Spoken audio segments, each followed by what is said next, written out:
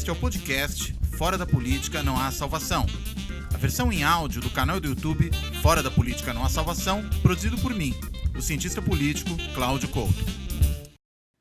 Olá. Muito se falou nesses últimos dias da reunião ministerial de Bolsonaro, do dia 22 de abril, em que ele teria deixado clara a sua intenção de interferir na Polícia Federal para proteger a si mesmo, a seus filhos e aos seus amigos. Mas muita gente achou que o vídeo nem foi tão ruim assim para o Bolsonaro. Por um lado, porque talvez não tivesse ficado tão clara essa intenção, já vou falar disso em um momento. Mas de outro lado, porque ele e alguns dos ministros teriam mostrado ali, de fato, uma discussão de governo, um interesse legítimo em melhorar coisas no país, em atuar em prol da população, preocupações reais com o dia a dia do cidadão, da economia, etc. e tal. Bem, eu diria o seguinte, talvez nós não tenhamos ficado, muito de nós, surpresos com tudo que aconteceu ali, não tanto pelo fato de que as coisas que ali ocorreram não sejam problemáticas, não sejam mais do que isso, bárbaras, mas talvez pela razão de que ao longo desse 1 ano e meio de bolsonarismo no poder, todos nós fomos nos habituando à repetição da barbárie, a contínuas demonstrações de falta de educação, para dizer o mínimo, e aí os palavrões nem são a parte mais grave de todo esse problema, mas a falta de civilidade, a defesa de ideias absurdas, a truculência, a estupidez, ao descompromisso com a democracia e com o interesse público real. É por isso que quando nós vemos o que acontece numa reunião presidencial, aquilo que foi registrado, ou seja, não era exatamente uma fala privada, havia mais de 40 pessoas naquela sala, inclusive pessoas que nem eram propriamente do governo no sentido estrito, o moço do cafezinho, o cinegrafista, enfim, pessoas desse tipo que poderiam vazar informações do que acontece ali, mas que nós não sabemos se efetivamente vazariam ou se vazaram. Mas o fato é, uma reunião registrada em vídeo é uma reunião que não é aquela em que as pessoas necessariamente se contêm. Isto é, se falaram tudo aquilo que falaram, é porque, no mínimo, pensam muito perto daquilo. Mas eu diria mais, nós não podemos nos acostumar com essa barbárie. Essa barbárie é inaceitável, um governo que se porta dessa maneira. E notem que ao longo de toda aquela longa reunião, quase nada se falou do problema real do país, que era a pandemia. E daquilo a que se dedicava a reunião, que era um plano econômico para resolver os problemas relacionados à pandemia. Ou quando se falou muito mais como oportunidade para aprontar do que propriamente para resolver problemas do país. Então, o primeiro ponto acho que é esse. A barbárie bolsonaresca não pode ser naturalizada. O segundo ponto diz respeito às revelações sobre a Polícia Federal. Quem esperava o que alguns têm chamado de uma bala de prata, aquilo que no direito americano muitas vezes se chama de smoking gun, uma arma fumegante, ou seja, uma prova absolutamente cabal, evidente da interferência, talvez tenha ficado um pouco decepcionado. Porque, afinal de contas, só se pode entender no contexto da discussão da reunião e no contexto do que veio antes e do que veio depois, o que efetivamente o presidente queria dizer quando falava em afetar os seus, usando inclusive palavrões, interferir na segurança lá na ponta e até, se preciso fosse, mudar o chefe da segurança lá na ponta ou o ministro.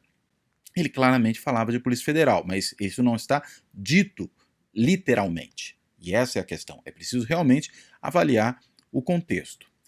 Agora, o fato de não se tratar de uma arma fumegante não quer dizer que não se trata de uma prova circunstancial, de algo que pode ainda produzir efeitos para o resto dessa investigação. Então acho que esse é o primeiro ponto. Quem esperava a bala de prata, não viu. O segundo ponto diz respeito à ideia de armar os cidadãos para resistir a governadores e prefeitos, levando o país a uma guerra civil. Essa me parece uma das partes mais graves da reunião. Nós sabemos que Bolsonaro há muito tempo, assim como vários dos seus apoiadores, defendem a liberação de armas, que as pessoas usem armas, o chamado cidadão de bem, como eles gostam de chamar, use armas. Bem, sem entrar em toda a discussão de que há estudos que mostram que uma grande disseminação de armas pela sociedade não reduz a violência, muito pelo contrário, e quando a gente pega os Estados Unidos e compara com países de situação social similar, nível de renda parecido, nós vemos isso claramente. Os Estados Unidos são muito mais violentos do que outros países tão ricos quanto, mas que não têm essa ampla distribuição de armas. Mas sem entrar nessas questões, Qual é a ideia de Bolsonaro de distribuir armas a cidadãos? Ele fala, textualmente, é resistir a governadores e prefeitos. Ora, se governadores e prefeitos que estão fazendo o que precisam fazer para sanar os problemas da pandemia, inclusive com autorização do Supremo Tribunal Federal, que reconheceu a sua legitimidade para agir dessa maneira. Se eles tiverem pessoas em armas indo contra eles, isso é, na verdade, uma sublevação, é uma guerra civil, é uma carnificina. Né? É impensável algo assim. Vão resistir o quê? As polícias? Vão resistir as guardas municipais? Aos fiscais da prefeitura? Aos fiscais estaduais? É uma loucura esse tipo de proposta. É bom lembrar que há poucos dias atrás, antes ainda do Moro deixar o governo, o Bolsonaro ele foi responsável, inclusive se gabou disso na internet, da edição de portarias do Exército liberando geral o uso de armamentos, a compra de munições em níveis muito superiores àqueles que existiam antes.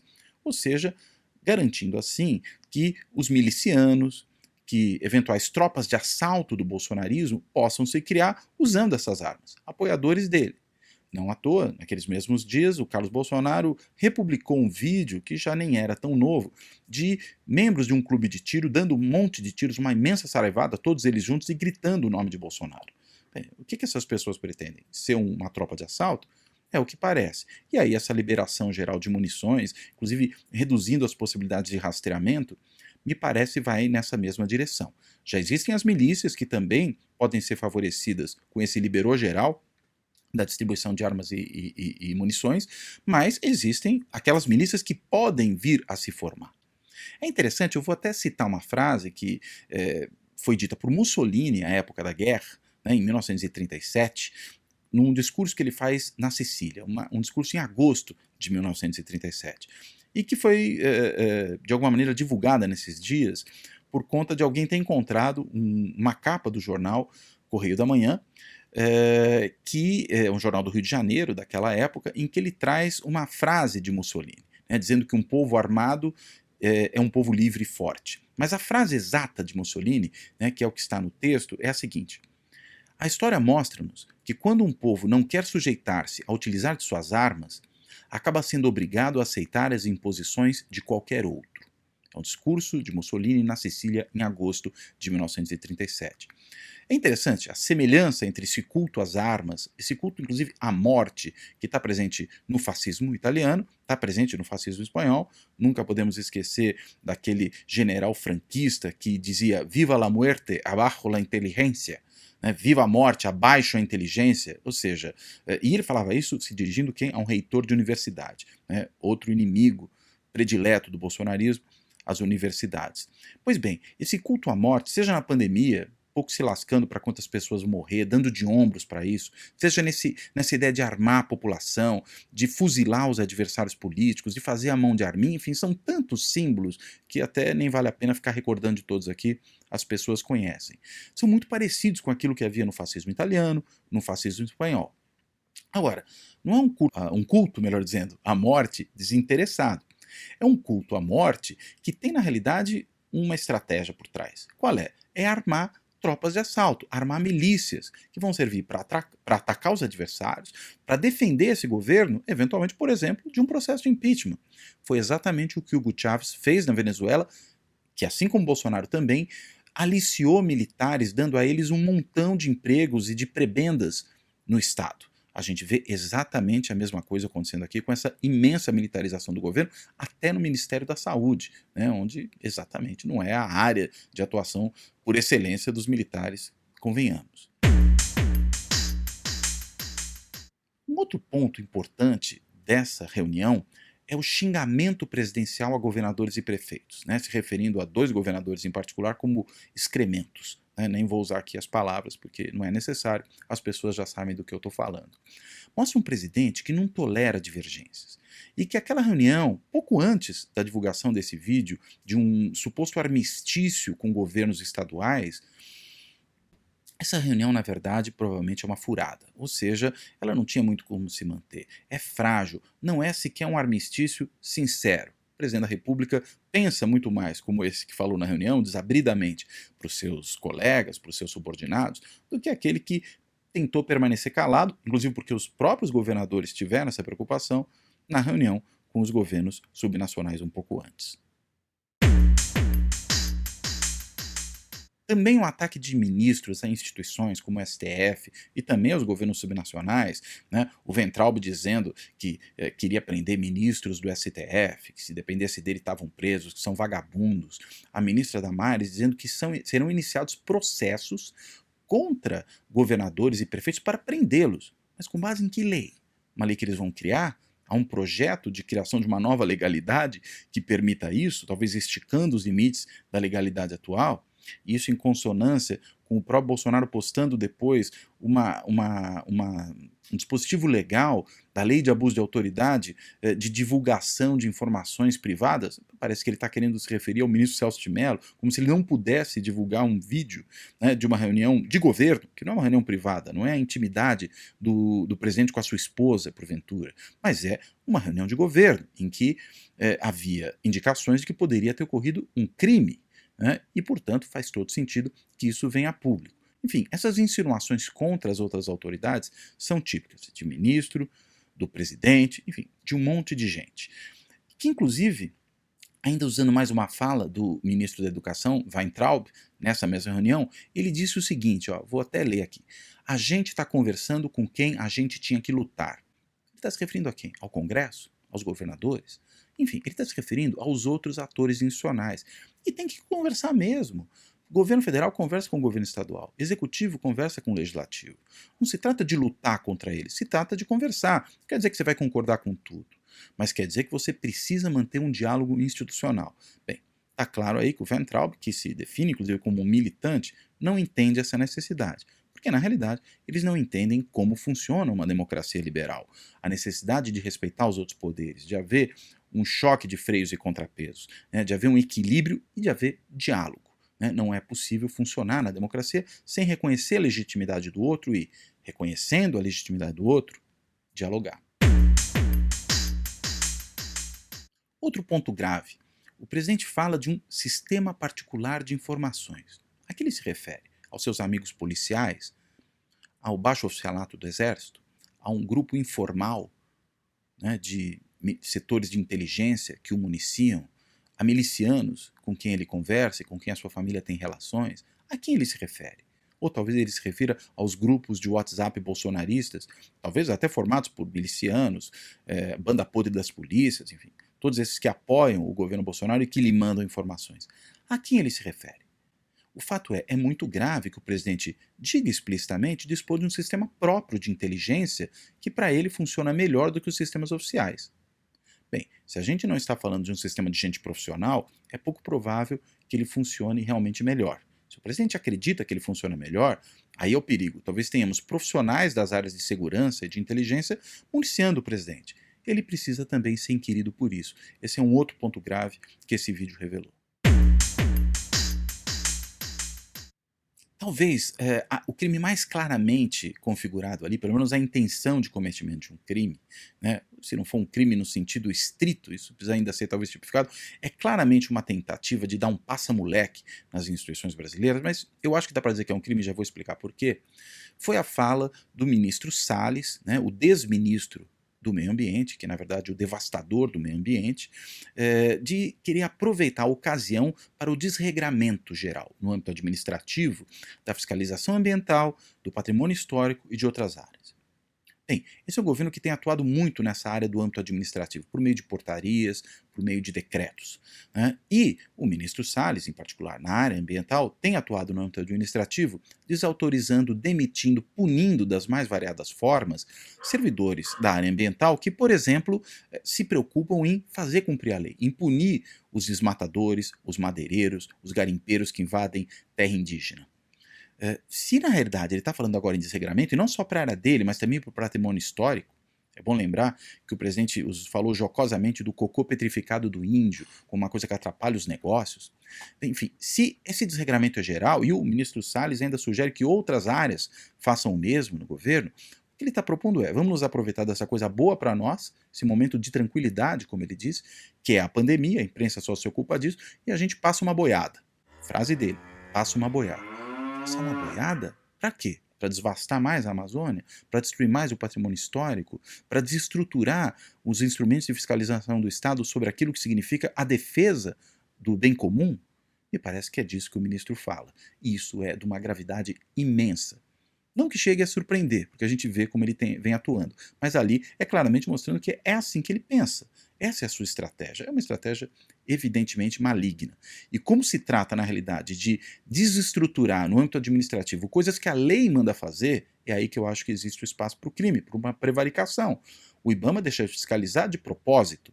Ele desmonta na área administrativa para poder não fiscalizar, para poder permitir que garimpeiros, madeireiros, grileiros atuem destruindo o meio ambiente de uma forma que convém ao ministro que parece ter ódio do meio ambiente. É uma coisa incompreensível, porque sequer setores do agronegócio acham boa a estratégia dele.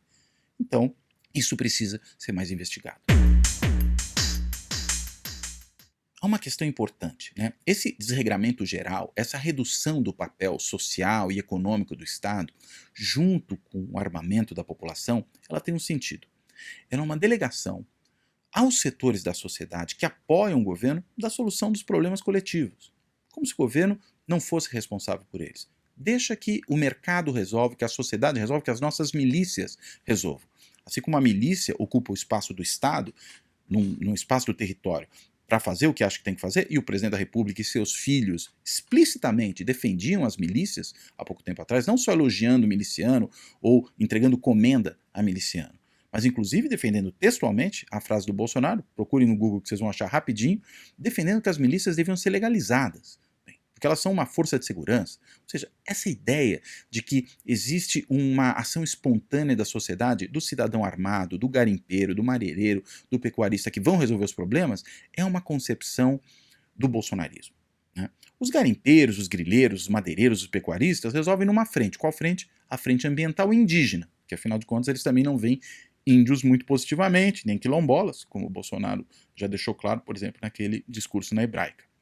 Na frente de segurança, os milicianos, os indivíduos armados, os policiais violentos que não cumprem a lei, resolvem, segundo as suas próprias regras, nessa outra frente, a frente da segurança, lidando com quem? Com setores marginalizados da sociedade e com opositores, o que também é muito preocupante. Ou seja, você impede na frente política que os opositores se oponham, né, atacando-os por meio da força armada, das milícias, das tropas de assalto do governo. E na outra frente você tripudia em cima da população negra, da população pobre, da população marginalizada, que não tem como se defender. Vejam até o que aconteceu nesses dias, nessa linha dissidente do bolsonarismo, que é o Witzel no Rio de Janeiro, que a polícia do Rio de Janeiro fez com dois jovens, num momento de distribuição de cesta básica num caso, o outro que estava brincando na casa do tio no outro, os dois mortos covardemente por uma polícia violenta. Isso aí não é diferente dos planos do bolsonarismo. O fato de Witzel e Bolsonaro estarem brigados não quer dizer que eles sejam exatamente tão distintos um em relação ao outro com respeito a como pensam essas coisas. E ainda nessa privatização geral, nesse fascismo privatizante, né, que o bolsonarismo entra uma outra frente, que é a frente religiosa, né, nessa não separação entre Estado e religião. Ele diz: o Estado é laico, mas eu sou profundamente religioso, vou nomear alguém terrivelmente evangélico para o Congresso. Enfim, todas aquelas coisas que a gente tem visto, essa utilização da moral religiosa em políticas públicas, como faz a ministra Damares na sua pasta, enfim. Todos esses casos aí são casos preocupantes, e uma outra frente de delegação é essa de transferir a líderes religiosos, pastores, eventualmente padres simpáticos ao governo, a moralização da sociedade. Segundo que critérios? Da maioria religiosa a quem a minoria deve se curvar. De novo, palavras do Bolsonaro. Quer dizer, as pessoas que não fazem parte da religião majoritária, que não têm religião, que seguem um outro tipo de moralidade, não podem ter lugar nessa sociedade? Não há pluralismo? Essa é a ideia do bolsonarismo. E, de novo, uma delegação, então, é delegar para madeireiro, grileiro, pecuarista, numa frente ambiental e indígena, para miliciano, indivíduos armados, policiais violentos, a questão da segurança e de lidar com a oposição, para líderes religiosos simpáticos ao governo, moralizar a sociedade e fazer proselitismo. E para quem mais? Para os empresários. É bom lembrar da frase Luciano Hang, da Havan, que foi citado pelo presidente na reunião e que é um simpático ao bolsonarismo. Bolsonaro usou como exemplo para dizer o seguinte, que o cocô petrificado do índio, frase do Bolsonaro, atrapalha os negócios, atrapalhou o investimento do Luciano Hang. Ora, então tire todos os impedimentos, inclusive das medidas de isolamento social necessárias para combater a pandemia, e do patrimônio histórico, do patrimônio ambiental, qualquer coisa, né, da população marginalizada, passa o trator por cima para que os negócios andem. Dane-se quantas pessoas vão morrer desde que os negócios andem. É assim que o bolsonarismo funciona. Essa é a ideia dele. O importante é fazer a economia girar. E é por isso que nós estamos numa situação de barbárie. E quem é que dá amparo para tudo isso? Quem é que dá guarida para tudo isso na retaguarda bolsonarista? E que ficou muito claro nessa reunião, onde eles assistiam a tudo de certa maneira ou calados ou coniventes. Os militares.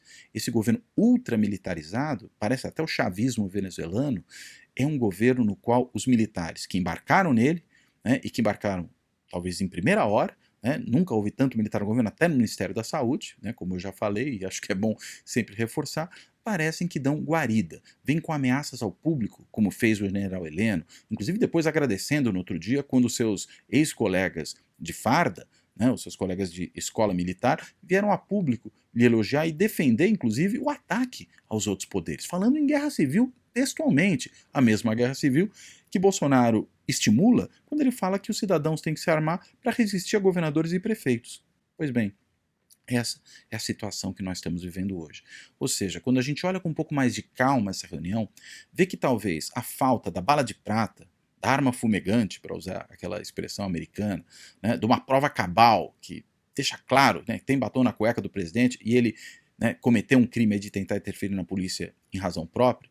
Para além dessa questão, o que existe é uma reunião que revela um governo terrível, um governo de gente querendo burlar a legislação regulatória, de gente querendo prender opositores, de gente querendo armar a população contra governantes legítimos, governadores e prefeitos, que inclusive estão fazendo o correto.